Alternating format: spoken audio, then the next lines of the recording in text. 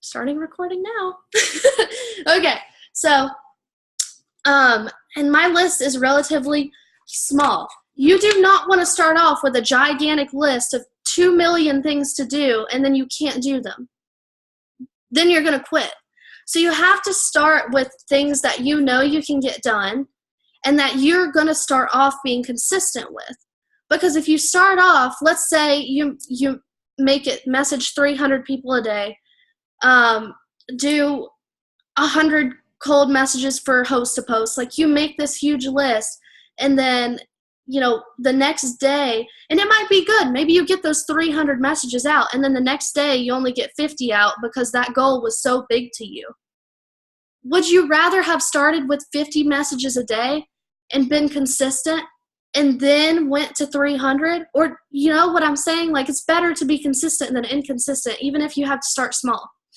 So I made my list. And I'm going to give you I'm not going to give you numbers because I feel like everybody's different.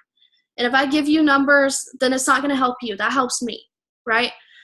So I'm going to just kind of share with what my things are, okay? And it's self-develop. Every single day I want to watch or listen to a higher ranked training. So somebody that's at where I want to go, I want to learn something from them every single day. And today it was Ashley Mayfield. I listened to one of her podcasts. You can self-develop, but you also need to hear from somebody where you want to go and learn something from them. I took notes on it. Like, it was mind-blowing. I learned something crazy today. Sometimes you listen to these trainings and you're like, they're just saying the same thing. No, they're not. They're where you want to be and you're not there. So you got to start listening to them, So I want to some form of meditation, if that's like manifesting or sitting by myself, and doing what I need to do. It's creating some kind of new story, and you might say you want to create 2-3 new stories. Whatever the number is, I want to be creating some kind of new story. I want to message. I want to follow up. I want to unfollow, follow, and I want to get host to post up. So you might have more that you want to add to this list, but I recommend not putting more on the list than you can handle. Don't come up with 2 million things. Today I got everything that I needed to do on the list, and I was so happy because it's more than I've ever done in a day, because I had clarity. I had exactly what I needed to do, and I didn't get I had this out all day, so I wasn't getting distracted. I was like, my life depends on this list. I need to get it done. So then I have for life, I have workout, and I'll tell you these numbers for this. I work out 3 times a week, and I want to do it in the morning. I've always said to myself, I want to work out in the morning. But then the morning comes, and I don't feel like it. Well, guess why I don't feel like it? Because nothing you want to do that requires effort is comfortable. Nothing you want to do new is comfortable. So you have to say, and people say, I'm not a morning person. Nobody programmed you. You weren't born not being a morning person. You've told yourself that. And it's a story that you're now believing, that you're not a morning person. Maybe it's something that you're not used to doing. I wasn't used to getting up early, so it's uncomfortable for me. Maybe you're used to getting up early. Okay, then it's probably comfortable for you because that's in your comfort zone, right? So mine is I want to wake up at least by 7:30, and I want to shower before I start my day. Because I know personally, if I don't shower in the start of the day and get ready, it never gets done, and I feel like crap all day. So that's just a little thing, and if you don't do this full time, maybe you don't relate to that, but I know a lot of us that do this full time, we can really relate to that, because we're like, I just want to get to work. I don't feel like cleaning myself until later when things settle down. So that's something I want to do. I want to tell a friend or family member that I'm thinking of them. I want to read my Bible every single day, and I want to use my products consistently. Just simple stuff, but not too many. Not too many, because then you'll quit. You can add stuff later. Do this for a month and then add on to it. Or if you're doing really good in a week, I feel like when you can add on to it, So that goes into the clarity thing. So another thing he really covered is financial freedom. And now I don't know. I might save this for the end if y'all want to hear about this because it's not directly like into our business, but it kind of affects it. And that's money. Okay, money affects everything. But I'm going to leave that for the last just so we can cover some other things in case some of y'all don't want to hear about that. But one other thing that I feel like we need to stress and what new distributors need to know is that this is not passive income. This is not you sit back and money flows. This is not passive income. Are y'all listening? This is not. Can you drop a 3 if you heard me? 3. I know we already said 3, but drop 3. This is not passive income. Passive income is when money's flowing and you're doing nothing. Now, maybe you did something in the beginning and now money's flowing and you can sit back. But our business is not passive income. It's residual. It is residual income. That means that we still have to work. Newsflash. Even if you're at the top, your team will follow you. So think about it this way. A lot of people are like, my team's not doing anything. My team's not going anywhere. Nothing's happening. Well, if you're staying in the same place and you're doing nothing, how can somebody follow you? You're not going anywhere. You're not going anywhere. This was like mind-blowing to me. I was like, I haven't been going anywhere. That's why nobody's coming with me. How can a duck going nowhere? All the ducks are right here. They're not going anywhere. I just, maybe that's not mind-blowing to y'all, but I was like, oh my God. Okay. So going back to this, our business is not passive income. It is not. Sorry to break it to you, but we have to work and our team follows us. So if you're not going anywhere, then your team isn't following you and they're going backwards, if anything. Okay, so that means that if you get at the top and you think that this is just passive income and your team's just going to work for you, then that's not going to happen and you're going to go backwards. That's residual income. You have to work for it. So I feel like that's something we need to stress, especially to the new distributors, just because, I mean, I feel like people make this income and then they stop and they think, okay, well, like, what happened? Well, you quit working. And when you quit working, then the income stops too, or it goes down. So that was like a big thing for me. Another thing is that anytime you're starting a new business, you're going to work harder than you get paid. Meaning, in the beginning months, you're going to work so hard that it feels like you could earn a $20,000 check or more. But you're not, okay? And that's because the time and money, or the time you're investing now, will pay off later. And this is so true because in the beginning, when I was a distributor, I felt like I was working harder than I was when I was a diamond. And that's just because, starting a business is hard. And sometimes you won't even get paid for the hard work that you're doing. We're fortunate enough to be in a business where, it's eventually going to catch up to us. But in some businesses, people start and they're working for absolutely nothing and they're just trying to get out of debt to make a profit. We don't even start in debt. You know what I mean? But at the same time, I feel like people need to understand that, sometimes in the beginning, even like if you're trying to get to a rank, you feel like you're working harder than you're getting paid, but it's going to pay off later. So that was huge. But another thing is that successful people control these 3 things: time, money, and energy. So they control their time, they control their money and how they spend it, how they manage it, and they control their energy. How are they feeling every day? How are they, and even if they're not feeling good, how are they coming back from that? What are they doing to feel better and get their energy level up? You know what I mean?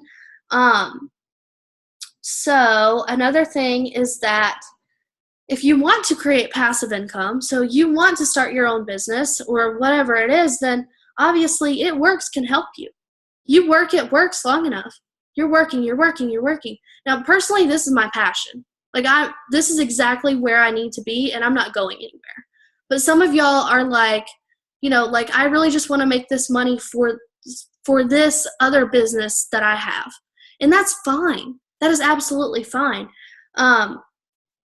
But you have to understand that creating this income for yourself, creating this income for yourself is easier than doing it at a job. Mind blown. It's easier than doing it at a job, because think about a 9 to 5. If you're at a 9 to 5, your income stays the same. It's going to take longer to get to where you want to go. So let's say that your goal in this business, and it works, is to make $20,000 for your other business, or to start a new business. Maybe you have your own idea to start a business. And you need that $20,000. And then, whatever you do after that, that $20,000 is going to be a lot easier to create through this company than working a job. If you work a job, you're going to be saving money for years, and you're going to work yourself to death. You cannot become a millionaire working a job. It doesn't happen. Look at anybody with a 9 to 5, or they're barely getting by. So I just thought that was crazy. And it's, you might say, okay, well, getting a job is way easier. I'm paid for my time. Okay, but your time is the only thing that you cannot get back. The only thing. You can get money back. You lose money, it can come back. You lose your time, you cannot get it back. That's wild, guys. That is so wild. People are out here burning through their time for money. Burning through their time. And that's the only thing they cannot get back. They could get the money. So, you know what? That's just crazy. So, declarations are huge. Saying out loud what you want to accomplish and what you want to do. I don't have my affirmations in here with me, but we said affirmations like 4 times a day. And, that helped me so much, because I was not only saying them, but I was memorizing them too. And I can memorize them and say them before I go to sleep, or whatever I need to. And they're empowering thoughts. They become empowering thoughts and habits. Those 3 days that I was at the seminar, we did that 3 to 4 times, read our affirmations. And now I have to read my affirmations. It empowers me. It makes me feel better. So another thing, obviously, if you're looking to create passive income, he went over a lot of things, and I just thought that was cool. Vending machines, parking lots. We are able to, make money to where we can invest later into something like that. People at jobs don't do this. You know what I mean? Or they take out loans. We don't have to do that. We can make money through our company and then invest in other things we believe in. That's crazy. So crazy. Because I don't know about y'all, but I want to buy real estate. I want to maybe have a parking lot and have different income streams. And if I was working a job, I could not, without taking a loan, do that. And I would not have the time with a job either, So other than that, rich people are great at managing money. So I do have if you've read The Millionaire Mind, then you know the jar system. If you don't, then you got to read The Millionaire Mind. I'm going to tell you about the jar system later. I'll save that for last. But that was huge for me, because I was doing it entirely wrong, and I was creating money for the wrong reason. So another thing, now this is completely different, but obviously, okay, so we all know this comparison, but this is the tree, okay? This is the fruit that the tree produces, and then this is the roots, okay? And the roots can only create what it knows to create. So if this is a banana tree, it's only going to create bananas. So a lot of us are looking at the fruits, aka what's happening now, and we're focused on whatever's happening right now.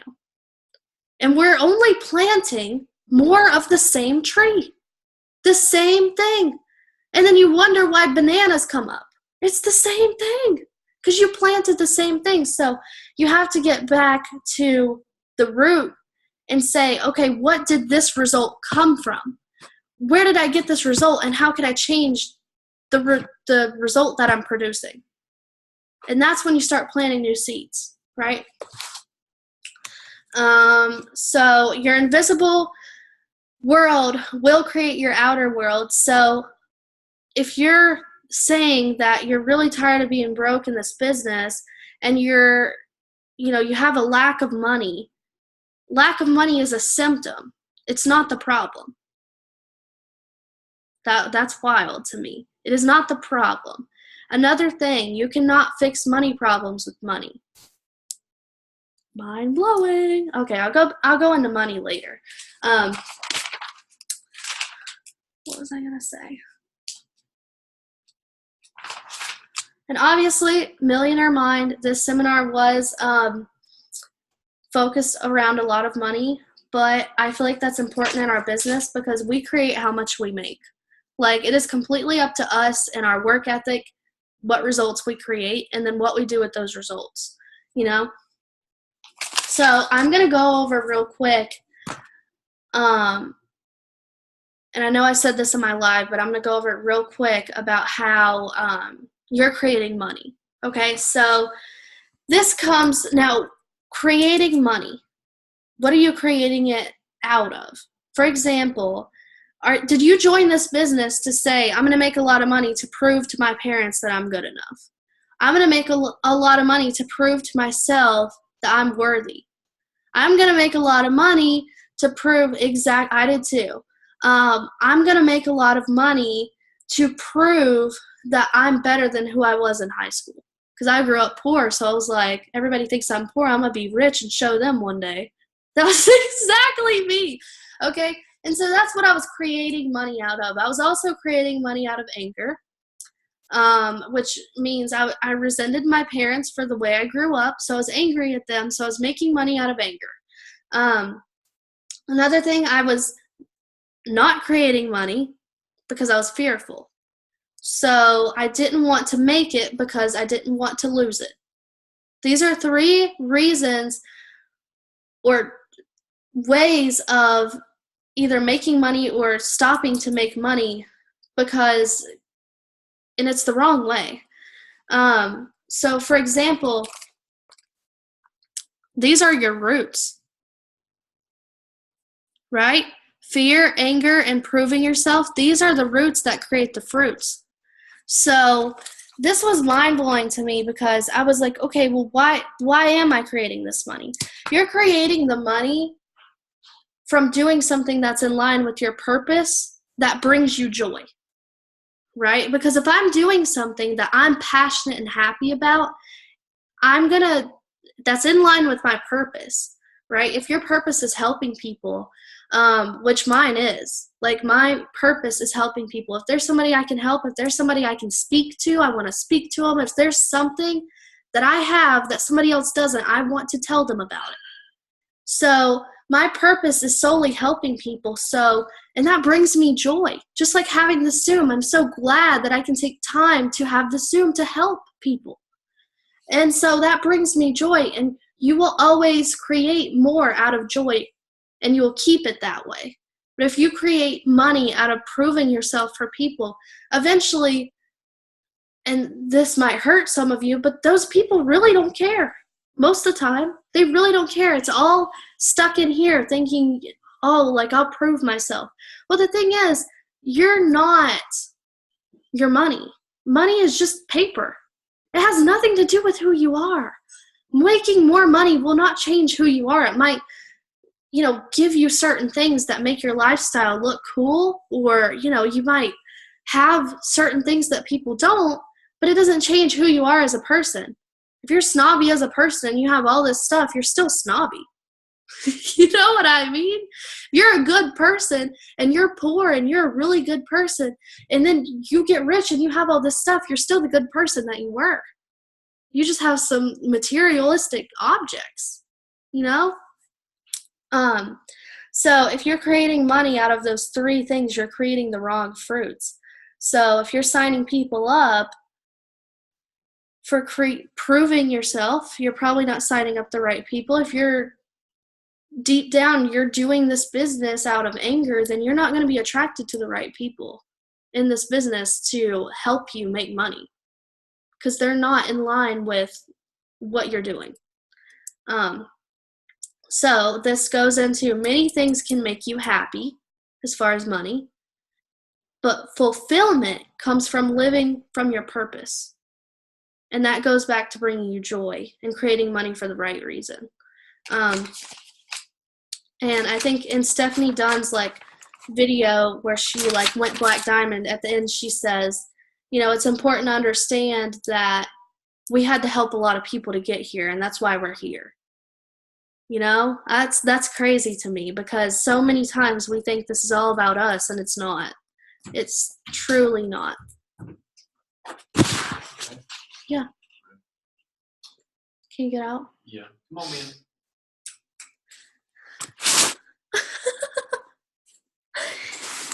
Let her stay in here. You want her to stay in here? Yeah. Come on, Mia. All right. So, sorry about that, guys. So, what else? Fulfillment comes from living out your purpose. So, if you're doing something that you're not, that's not your purpose, you will not get fulfillment. That's crazy to me. So let me find some things that aren't directly into money, and then I'll go to the money part later, because I know that's going to be like a big topic. Okay, this is another thing. If you want to, and he was saying, now obviously that this wasn't just for network marketers, this was for any business or people who want to start a business or anything.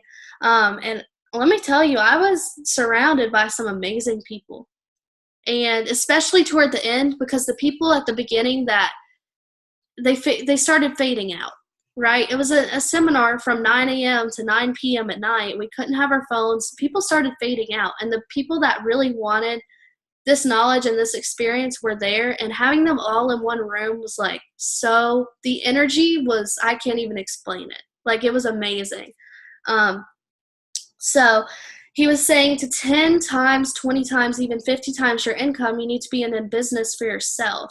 And people think I'm not good at business, right? A lot of new distributors will come on here and they'll say, I don't like business, or I'm not good at business. And he was saying, well, when he was a kid, he didn't like business either, but he wrote down 4 ways people get rich because he wanted to be rich. That was me. Like, that was completely me. There's 4 ways people get rich. They inherit it. They have some kind of special talent. They win the lottery, or they own a business. You can't get rich from a job. You cannot become a millionaire working a 9 to 5. And he was saying, like, if you don't believe me, go ask your boss for a $20,000 raise. They're going to fire you or call the police. They think you're wild. Like, it doesn't happen. So that's why he got into business. And so the main thing is that business is a learnable skill.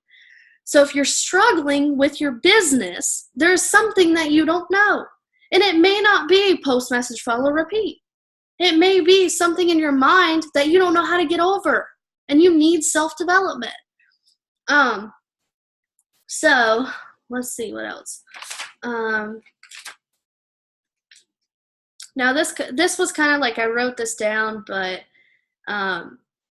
this was like something that maybe like Mark needed to know, and it was like production and like stuff like that. We don't handle anything like that, thank God. Our business, like, we are blessed to not handle like marketing, production, operation. We don't handle any of that. So I wrote it down just for, like, you know, to learn new things. But another thing, okay, this is a market strategy. There's something to know about marketing. And we market, obviously we post, we do host to post, right? So if you do the same market strategy over and over again, it will fail over time. What does this mean? Well, just like time changes, marketing changes. So, for example, Host to Post was huge and still is huge, but it boomed in the beginning. I mean, boomed. It's not necessarily, and I'm not saying like Host to Post is going to fail, but there will be something new. We will always find something new. The world is not like opportunities are gone. Like we will find something else. When something goes down, you have to find something to go up. And I'm confident that we will find something even better than Host to Post. I'm confident in that because I honestly think we will. But he was saying that, it kind of goes like this as far as marketing strategy, stuff that works. And it just makes sense because, cold messaging in the beginning, boom, and it still works, right? But it's not boom like it was in the beginning. We found Host to Post. We'll find something else. Like the world is not through with us. We will find new things. So I just thought that was cool. He was just saying that you should have multiple marketing strategies, which we do, so that way when one goes down, one goes up. If one goes down, we're not in the hole, right? So I thought that was really cool. He also said when you're marketing, you should think about who they are, where they are, how you communicate it really matters, and then how do they want it communicated to them. Obviously, we've realized that posting spam doesn't work. They don't want it that way. You know what I mean? So we will perfect over time, and we will go with the time trend. Spam used to work in 2005. Spam worked, but it went down, and then we had to find something new. We keep in trend with what people want to see, who they are, where they are, how do I communicate it, and how do they want it. So I thought that was really cool. We're going to continuously find new things that work. So another thing is that I won't go too far into this because it's time consuming, but he was saying Apple dominates over PC because Apple has a stronger Y than PC does, which is cheaper. Definitely not the Apple, but it's more popular and more people buy it because of why, not necessarily what it does. So I think that as a company, we need to realize we're a results company. That's our why. We want to deliver results and help people feel better. People don't necessarily care what it is if it's going to deliver the result that they want. And sometimes we literally get caught up in the ingredients and what it is and all of this stuff when people really just want to know, okay, what is it going to do for me though? What's my result? Hold on, my dog's licking herself too much. Quit doing that. All right. This was let's see. So another thing is greed and abundance are opposites. They're not in the same thing. They're opposites. And I thought that was really crazy to me because people think, greedy people are the ones with the money. Greed means that you're scared of never having enough. Abundance is there is enough for everyone. They're opposites. They don't go together. And I think a lot of us think they go together, and they most certainly do not. So let's see. Next was our leadership section. And quit doing that. Mia! She's licking her paw to death. I will put you in there. Okay. So he was saying, a lot of people say, how do I know if I'm a good leader? First, look at your results. So what's happening in your organization? And then 2, how are you leading you? If you can't lead you, then you cannot lead others. So if you cannot go back, this goes back to this list. If you cannot lead yourself to follow this list every single day, how are you going to lead your new distributors to follow this list if you can't do it, right? So I highlighted this. If your team sucks, your leadership sucks. People are not born leaders. Some people say, oh, she was born a leader. Leadership is a skill. it's not something you come out of the womb and you're like born with. Do some people have like better personalities that make them better leaders? Yeah. But you can be a leader and you can learn how to be a leader. So leadership has nothing to do with your education, and it has nothing to do with your current skills. So you have to learn to master you before you master your team. So a lot of people are put in leadership positions before they're ready, and that's the worst thing that can happen to them because they're not yet leading themselves. And I know a few of us have been put into big leadership positions we truly weren't ready for. And that was like something we had to learn, you know? So it's fine. But one of the 10 commandments, I won't go into all of them, of leadership is that you cannot avoid confrontation. And I've heard Ashley Mayfield talk about this. Can you stop that? She is licking herself to death, guys. Okay. So you have to have strong communication skills. You have to step up instead of waiting and then avoiding confrontation and then waiting to the verge of somebody quitting, right? So this would be an example. Let's say that somebody shows up late every single time. Now this would be a normal job, but it's a good example. So let's say that somebody's late every single day, but you don't want to open up that argument. You know, he's only a little late. You kind of make up that excuse in your head. Well, it's not really a big deal. You know, he's so nice. He's a good worker. I don't want to open that up. And we've all been there. We've all been there. And so a good thing to say is that it's not you that I have a problem with. Separate the problem from them. So because they're not the problem, right? It's what they're doing that's the problem. So it's not you I have a problem with. It's the lateness, the tardiness that I have a problem with. Tell them the problem that you have and don't make them the problem. Because then they feel like a victim. And they feel like you hate them. And that they can't change them. Because it's not a them problem. It's the problem's problem. So a good scale to have is be in the middle of capable and confident, which means that you can effectively lead them and you're confidently doing so. You know you can help them. You're doing it on your own, just like following the list. But you also have empathy. Because if you're just confident, and we all know, like, I mean, I'm sure some of y'all have had jobs where it's just like a cocky leader. Nobody likes those people. But if you have empathy, you're confident and you're capable, then you're perfect, right? So you have to have all of them. You can't be too empathetic where you don't tell them what they need to hear, but you can't be too confident where you're cocky and you don't listen to what they even have to say and you're just stomping over them. So that's the biggest thing that I took for leadership.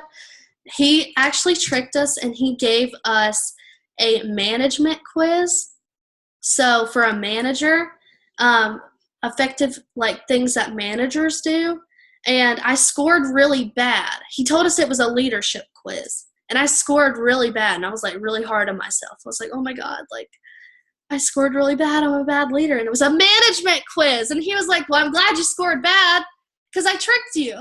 It was a management quiz. I was like, thank God, because that did not make sense if not. But yeah, he tricked us all. And it was a management quiz. And you can look at it online. And I highly recommend doing one and seeing if you're a manager or a leader, because it's not the same. It is not the same.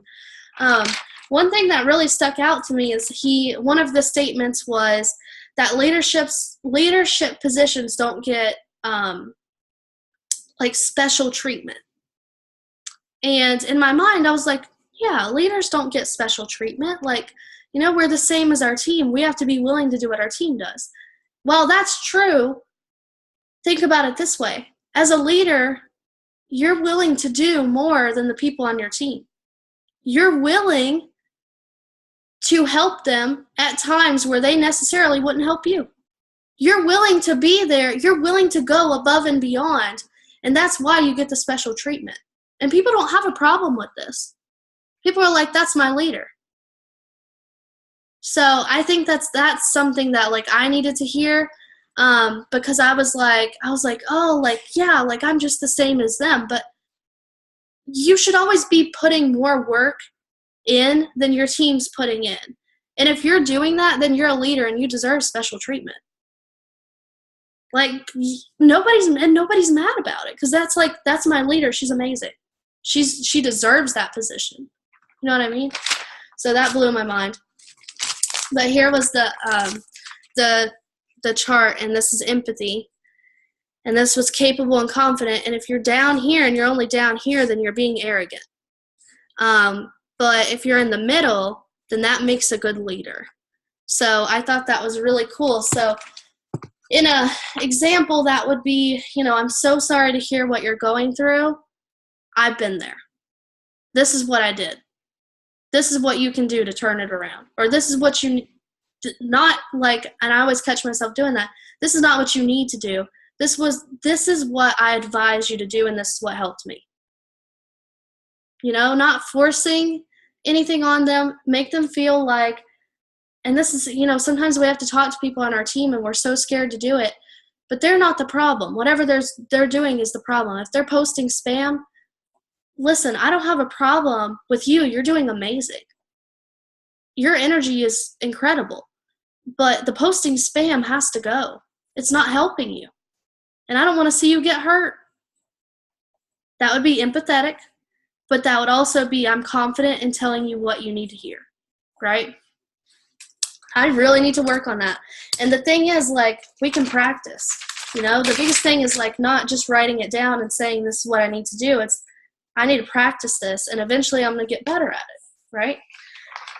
So I know this is over an hour, but if y'all are still with me, can you, like, put a 10? Like, drop a 10 if you're still with me. I know this is a lot, but I feel like it's just, I'm mind blown still. And this is not even like a comparison to like how amazing it was, the conference. Hey, stop. Let me like get her out of here. Just distracted me. Hey, get out. Come on, Mia. Get out.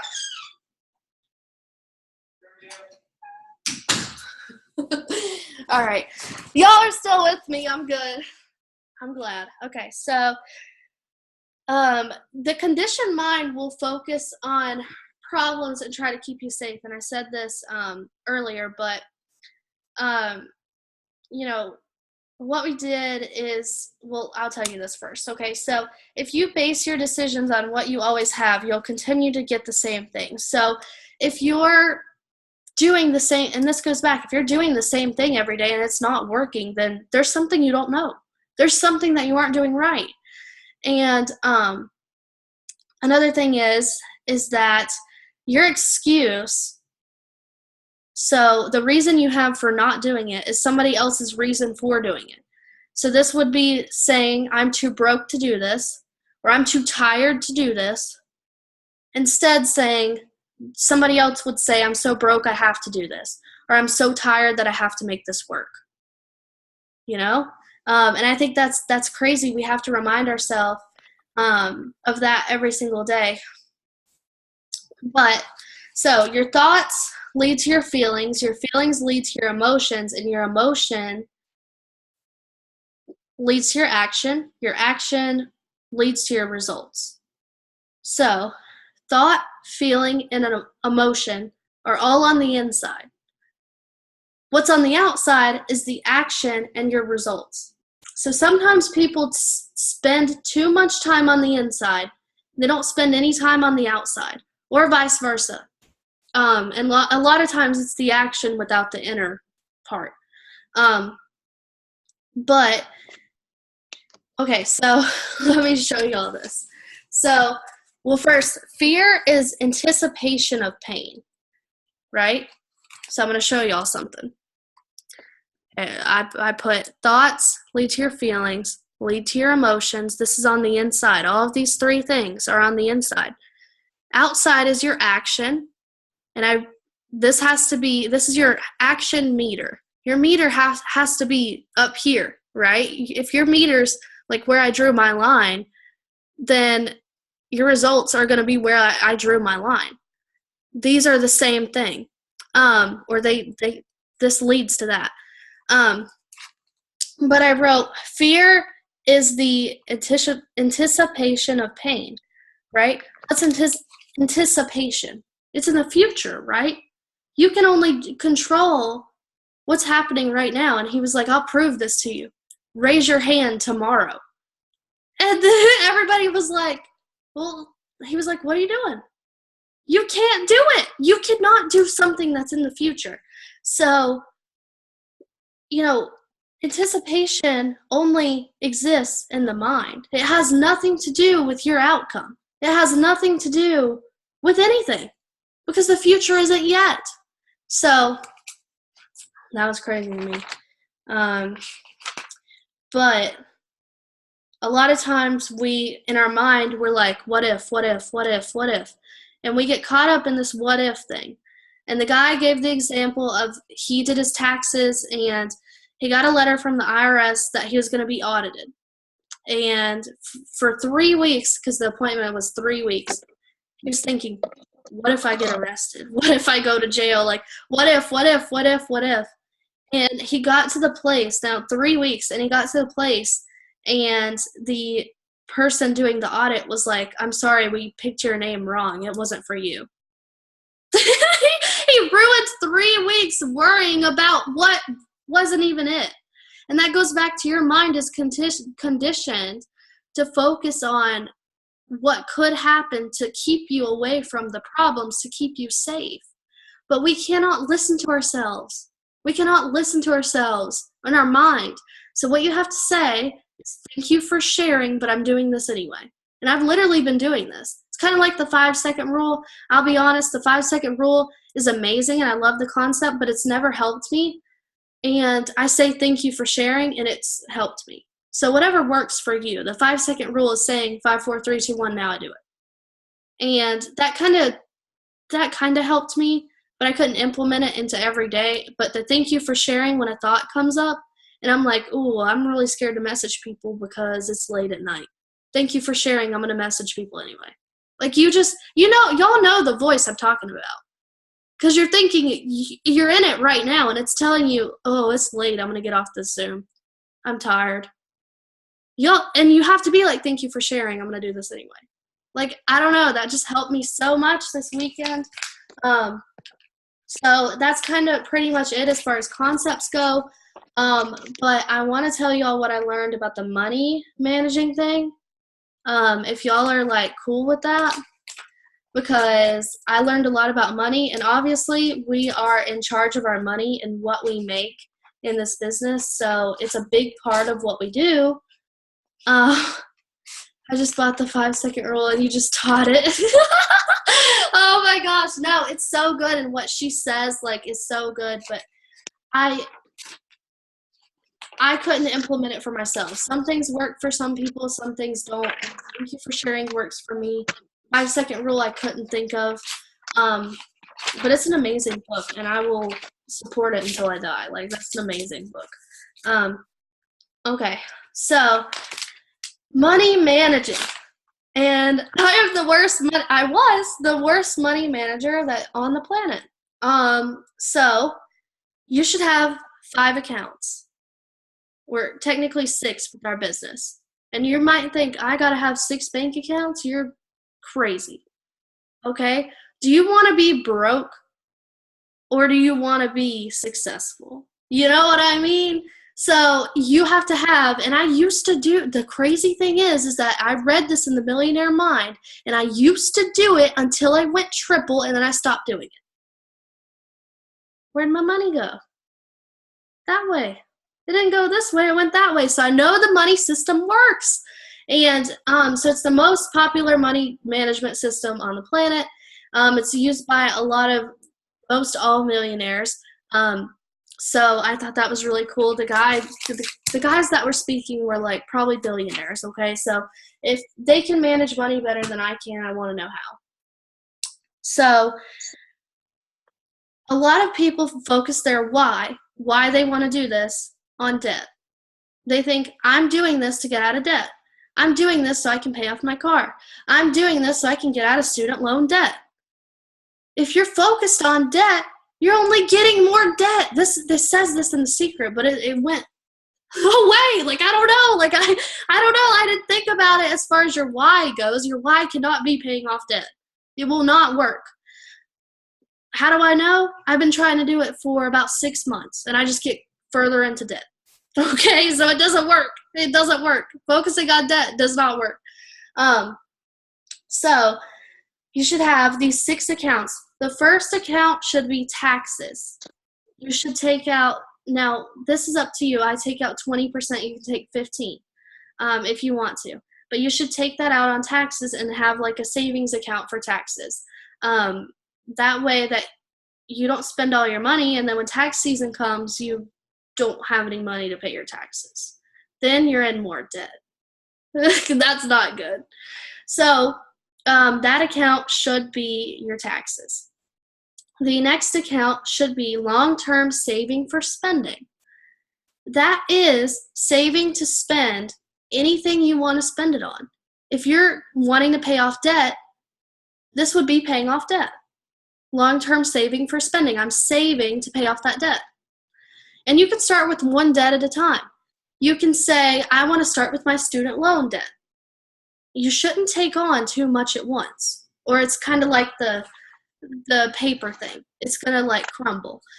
And so he says, if you're saving to pay off debt, pick one debt at a time. So my student loans are about $8,000. My goal right now is to use my long-term saving for spending account to pay off $8,000 of debt. Okay, so you should have those 2 accounts. The third, let me get my thing out. I almost forgot what it was. And you might say, okay, well, how am I going to have 6 different bank accounts? A lot of banking institutions will let you have multiple accounts with multiple debit cards. I bank with Ally Bank, and it's an online bank, and they have like, they do have ATMs, but it's kind of like spread out a little bit. They don't have an actual bank where you can go cash checks, but it's online and it's super convenient, and they'll send you as many debit cards as you want and as many accounts as you want. I'm sure your bank would do it too, like a normal bank like Wells Fargo or anything, but I use Ally Bank, and I have all my different cards for all my different accounts, and I'm just going to write on with a Sharpie when they come in the mail, like the different accounts, so that I know this is for that account. Okay, so what was I going to, okay. Where's my page? So also, I said this earlier, but you can't fix money problems with money. So a lot of us have all these problems, and we think that it's all going to be okay when we have enough money. It's not about how much money you have. It's about what you've got to manage right now. Because the thing is, God will not give you what you cannot handle. This goes back to what somebody said earlier. God will not give you what you can't handle. So if you can only manage $2,000, why would God let you hold on to $8,000? It makes 0 sense. So if you're going for a promotion and you can't figure out how you're going to get there because you can't imagine that kind of money, then you probably need to manage what you've got. Show God you can hold on to it. So that was wild to me because I was blowing through some money, y'all. I don't know where it went. Okay, so you long-term saving for spending, and that if you don't have any debt, that could be buying a car or paying for a fancy vacation or anything that you want. And then your other account should be financial freedom account. Financial freedom would be this is money that you do not actively spend. This is money that you would save up to buy an investment. So it would be an investment such as real estate, not buying yourself a house, like something you're going to make money off of. This would be a vending machine. This would be, a parking lot. Anything that you're going to invest money into that's going to make you more money later. I didn't tell you all the percentages. Okay, so 15%, 15 to 20% in your taxes. Long-term saving for spending is 10% of what you make after taxes. Your financial freedom account is 10% after taxes. Okay, so your next account should be education. Now, this account, when I used to do this system, I would put in with my necessities because I thought that I didn't need education. That's some baloney, y'all. Okay? You can always learn something else. So, for example, like I made an education account. My goal is to save enough to be able to go to Grant Cardone's conference in February. It's a growth conference, and I need growth. So I want to go. This could be our conferences, saving money for our conferences, our green carpets, any event that's going to help you grow, or even books, audio, things you can go to, literally anything that's going to help you grow and be better. So that's education, and it's 10%. You don't have to spend it. This is not like I have to spend it all this month. This is like a savings account that you can deduct when you need to. Okay, and then 55% should go to your necessities. Necessities are things that you need throughout the month. Rent. Maybe you do need some new clothes because you don't have anything to wear for this season. That would be a necessity. That's okay for a necessity. Now, this like messed with my mind because I don't like buying myself stuff. I'm a saver. So it was hard but it's not going on a shopping spree and getting stuff you don't need. This would be like getting a jacket if you don't have one, or getting a new pair of shoes if you don't have any. Anything necessities, groceries, stuff like that. 55%. 10% goes into your play account. The only rule with your play account is that you have to use it every single month, and it has to be on yourself. It cannot be on anybody else, and it has to be on yourself, because if you're getting your paycheck and let's say, I'm going to give you all an example because I did this. If you get a paycheck and you spend it all on necessities, all on debt, all on things you need to get rid of, debt, stuff like that, your check's going to be gone and you're going to have nothing for yourself, and you're going to be like, wow, I made all that money, but I have nothing to show for it, and you're not going to want to make anymore. You're not going to want to make anymore because you didn't get anything out of it other than paying off debt. I know that paying off debt is an accomplishment, but deep down it's like, I paid off the debt. It's not like something you're like, I mean, at first you're like, yeah, I paid off the debt. But then you're like, now what? You know what I mean? Like, so play account would be going to get a massage. This would be going to a fancy restaurant and ordering whatever you wanted. Going on a shopping spree for stuff you don't need. Buying a new purse. Going on a trip. It could be a weekend trip or a trip, but it has to be every single month, and it has to be gone, because that's going to help you with your muscle of wanting to do the system. Because you look at the system and you're like, well, this is annoying because now I have to manage my money like this. But if you say, oh, like I get a play account, then it kind of helps you. You're like excited for the money management system. So that's 10% into play. 5% goes to giving. This is your other account. Now, this doesn't have to be every single month. You can save it up and then give one big portion. It doesn't matter how you give it, as long as you give it. If you neglect one of these, then you're doomed. I was neglecting the give account, and I was putting it in with necessities, and I was neglecting the education account because I thought I don't have anything to give right now, can't afford to give, and I don't need education. And it didn't work. So yeah, taxes, financial freedom, long-term saving, education, necessities, play, give. Yeah, there's 7. I'm not good at math, y'all, or counting for that matter. But okay, so your give account can be giving for any cause that you desire. Nonprofit organization, your church. And I know a lot of people tithe like 10, 15%.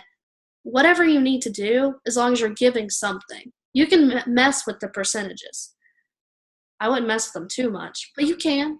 The guy was saying that, a lot of people tithe 15%. That's fine as long as you're giving something. Most people aren't giving anything. It's the wealthy people that are giving. So, while we were there, I looked up some nonprofit organizations that I would support. If you have clarity about what you would support, you're more likely to support it instead of just saving the money and being like, yeah, like I could really use that money. I'm not going to give it this month. And then you don't do it. So this will strengthen your give muscles so that way you can receive more. So he was saying, whoever said that it's not okay to, what is it? Like it's so much better to give than to receive. There has to be a giver for every receiver. So do that math. It doesn't add up. So you have to be open to receive. So at the conference, we were like, whatever anybody else doesn't want, I'll take it. Like, give it to me. Because you have to be willing to receive things, or you're never, like, why not? If somebody's not going to take it, I want it. And that's not guilt. That you shouldn't be guilty about that. Like, I was guilty, like, oh, like, I don't have to receive anything. It's okay. But you should want to receive stuff. So let me make sure there's nothing else that if y'all want a picture of this, now this is an example for a married couple, how they would divide their money as far as using the money management system, but doing it together. I can send you all a picture of this. I'm not married, so it doesn't apply to me yet. So if you want it, let me know. But, yeah, okay. So we took some notes in investing in stocks, but honestly, like, I still got to work on that. Like, I know, like, a basic strategy, but that doesn't really apply to our business.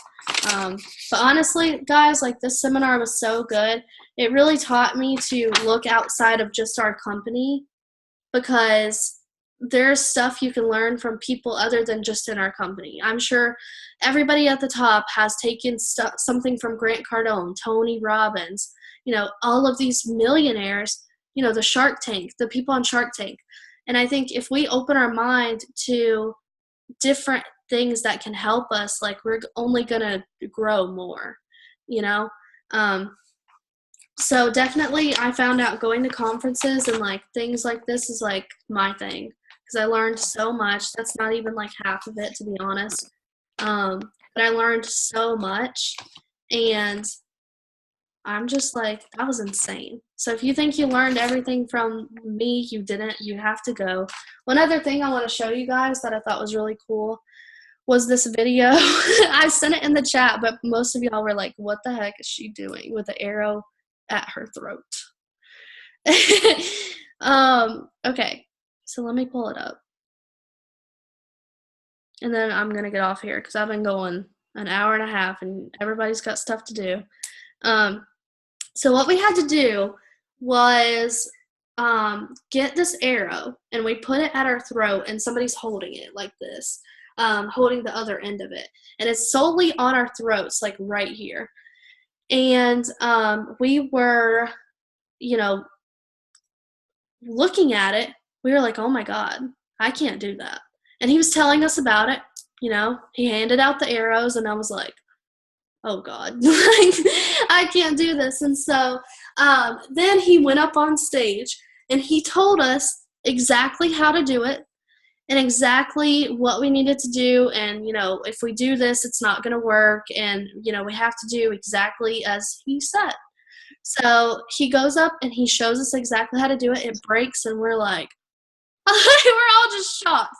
Because this is like, we're looking at this arrow, and we're like, okay, like, is it bendy? And it's not. Like, it's a straight arrow, like a wooden arrow. We're like, oh, like, there's no trick to this. Like, it's a real arrow. So he does it, and we're like, yeah. But then we're like, we go to do it ourselves. And that's when the fear kicks in. And you're like, oh my God, I'm going to die. We had to sign a waiver for it. And we're like, oh my God, like, we're going to die. It's going to, like, go in here.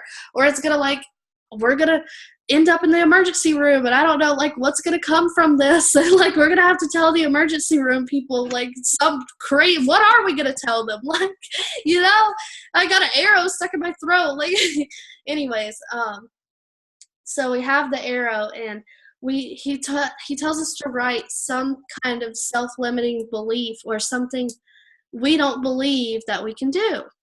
So on mine, I put that I can't promote the Presidential Diamond and make $20,000 a month. Because to me, it seems so far out of reach, it seems impossible, right? So I put that on my arrow, and then I went up and I did it. And I'm going to show you all the video again, but I was so scared. Y'all can see in my face, I thought I was going to die. Like, I was so scared. Everybody was like, you should have seen your face. I was like, I know, I have it on video. Like, no need. But it was wild.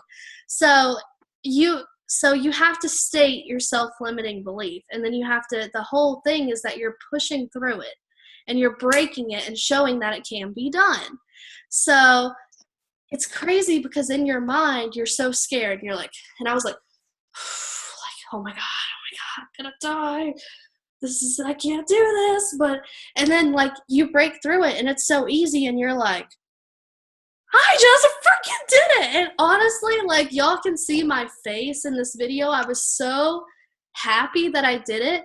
I was so happy. Like it was such an accomplishment. Everybody around me was cheering and it was like, I'm so glad I got it on video because I will watch that when I'm like down. Like when I'm down and I think that I can't do it, I will watch this video. So I'll show you all the video, but you can see my face. Like my face is like I was scared. I was so scared.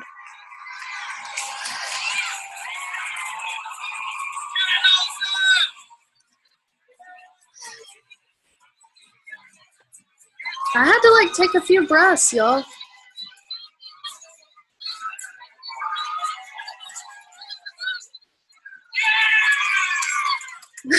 Like I was so happy. That was probably the best thing like in my life that I did because I was literally like I teared up. Yeah, like I was like, oh, it was crazy because I pushed through. It seemed impossible. Like I did not think, especially y'all know me, I'm a little girl. I can't push that. I ain't got much right here. And so I can't I was like, I don't have the strength to do this. Like the whole point is, long story longer, your mind is going to like push you into thinking that you can't do it. It's going to make it worse than whatever you're doing. It's going to put all these, hold on guys. Okay, so it's going to put all these thoughts in your head, how you can't do it, that it's too hard, that you're not strong enough to do it, all this stuff, and it's all in your head, and then actually doing the thing is like, I did it. Like, I could do it, and here's the thing. After I did it, I was like, that was no big deal. There's a problem with that, guys. There is a huge problem with that. When you accomplish something huge, and you say that is no big deal, and your mind says this to you. This is another thing that it does that doesn't serve us. It says that was no big deal. Okay, well, when you say that, and when it says that to you and you believe it, then everything you accomplish is no big deal. And eventually your life is no big deal. And that's what your mind has taught you to believe. It's a freaking big deal. I put a freaking arrow to my neck, to my throat. It is a huge deal. You know what I mean?